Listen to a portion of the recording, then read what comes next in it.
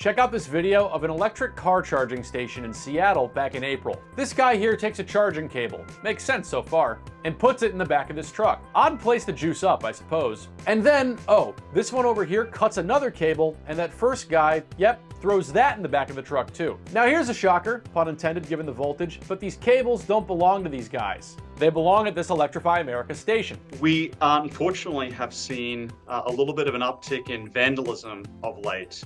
So vandalism in this sense is we're seeing our cables being cut at specific locations and leaving the entire site really inoperable and requiring us to rapidly rush out there, replace cables at quite an expense. That's Electrify America's VP of Operations, who spoke to the Associated Press to observe that this car charger castration thing is indeed a bit of a new but worrisome trend.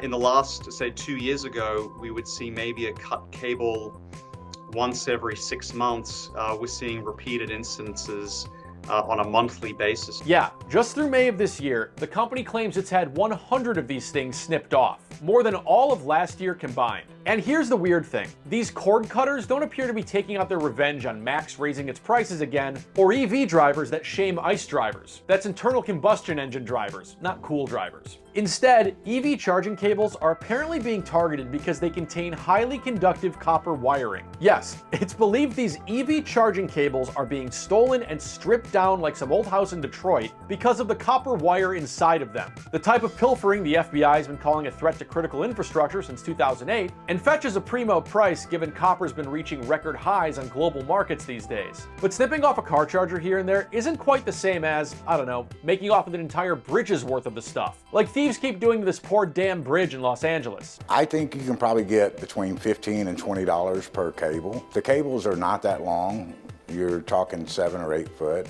And once you strip all the insulation off, there's not that much cable or copper in them. That's a sergeant with the police department in Houston. Up until a month ago, police in Houston claimed they hadn't seen any EV cable thefts. Then one was stolen, then more than half a dozen more, and then 18 of 19 cords were taken from one Tesla station. And you thought it was bad when the only problem at the supercharger place was some guy snaking into the spot right before you, meaning you had to kill time in a parking lot with a near-dead battery until the guy stopped playing on his phone. Nothing that's ever happened to you before while you were on vacation. To be honest, this is a new trend for us down here.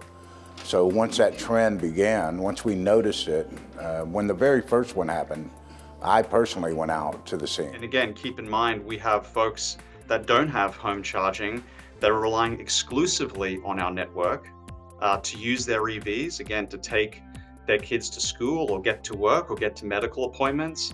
And so it's very impactful when a whole station is down due to vandalism. Yeah, that's the thing. A clipped cable can end up disabling an entire station. And these broken down chargers are just yet another obstacle to getting people to adopt electric vehicles. President Biden's already set a goal of having half of all new vehicle sales be electric by 2030. But according to Axios, everything from high EV prices to, guess what, a concern over charging stations is contributing to a slowdown in EV enthusiasm these days. This Uber driver here worries that he's not going to be able to charge his Tesla in Houston because of all these broken down charging stations.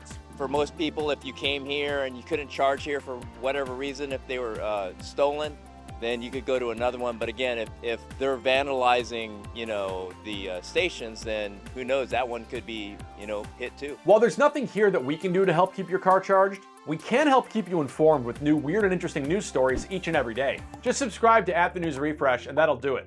Buzz buzz.